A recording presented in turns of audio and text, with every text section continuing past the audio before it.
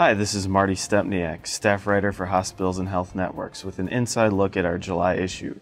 The cover story this month is about the 2012 Most Wired survey, which takes a look at how hospitals are implementing IT across their organizations. Matthew Weinstock has the details.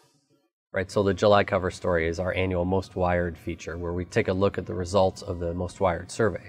This is the 14th year that we've done the survey, which really takes a look at how hospitals are planning for and implementing information technology systems.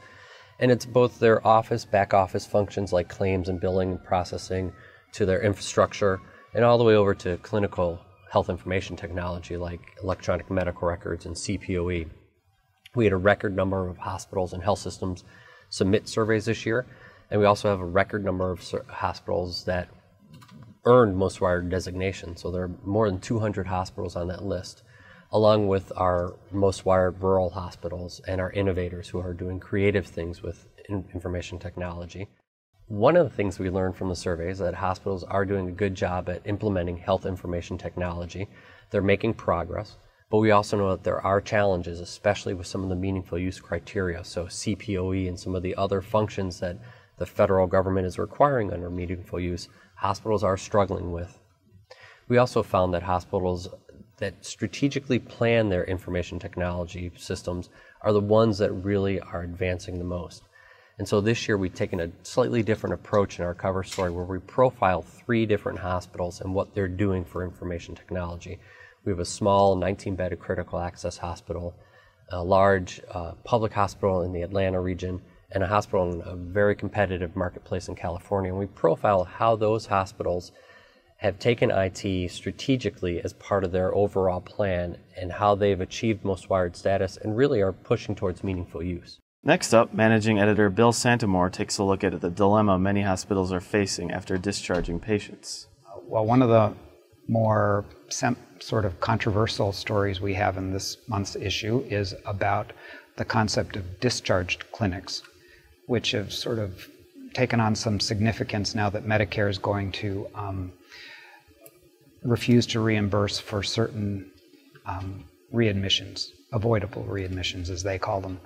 But we know that a lot of the reasons for readmissions are out of hospitals' hands. They're not really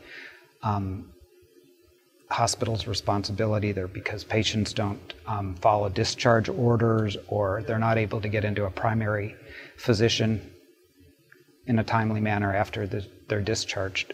So some hospitals around the country have started these discharge clinics.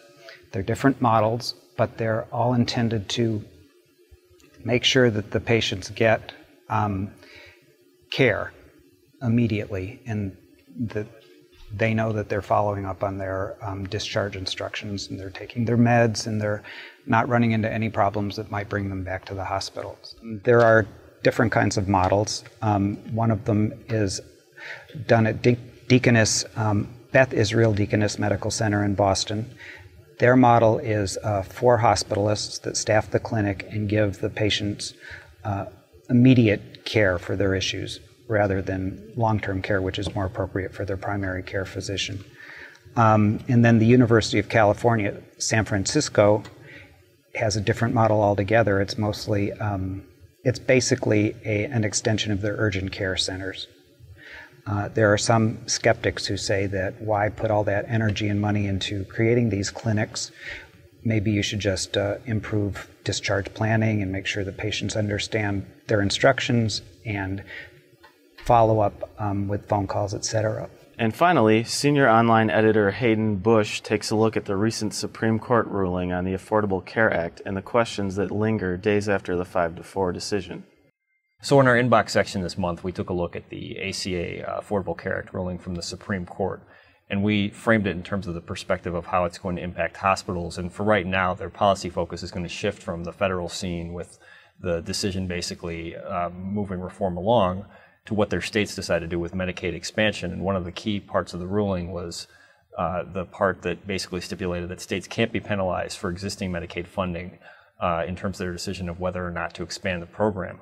What that could mean for hospitals is that there's a chunk of patients who fall between the Medicaid program and the health insurance exchanges, and those patients could ultimately end up giving hospitals more bad debt.